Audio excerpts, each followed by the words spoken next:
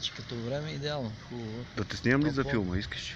Сега ли да ме снимаш? Да, Снимай ме. за филм. Ама че хвана ми момичето. Аз не съм... Нали не е проблем? Аз мога да ви снимам вас двамата, ако искате. Да, ама... Смисъл с кой телефон? С С ваш. Не, аз като карам не искам някой да ме снима. В смисъл такъв, значи Ама ще снимам. трябва да се спуснеш преди мене, за да ти дам На телефона. второто пускане, защото За да направим филма. на първото няма да си във форма. Иначе филма няма да е готин. Я сега да видим. Обаче много готино времето. Сега в момента се снимам много. Направим снимки, клипчета ще направим, тук ще станем, ти ще ми направиш и аз ще направим. Нали не е проблем, ако те хвана в кадър? Не. Но защото ще се качи в интернет, да знаеш, ще ме го... Това е реклама. Да. Правиш на момичето реклама.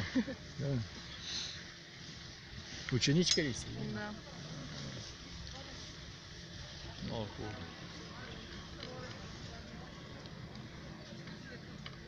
Искам сега да хвана точно отгоре, искам да хвана как... Аз имам дъщеря, завърши студентка.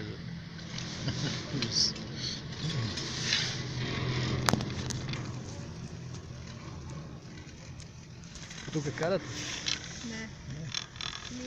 Не сте ли толкова добра? Те сега снегът е много хубаво, пък Не е изровено, хубаво, да. доста на... По принцип тук не съм карала никога, нали, специално, но има други места, които в момента са доста мръсен снега и той по борда се лепи отдолу. Добре караш. Всъщност, Да. само такова ли караш? Ски Не, караш? ски съм карала, да. Ски? Браво. Ски съм карала по-дълго, защото да карам. Това поле е трудно. Да, ските просто са по-трудни, борда да научих за няма една седмица. Аз по-обратното.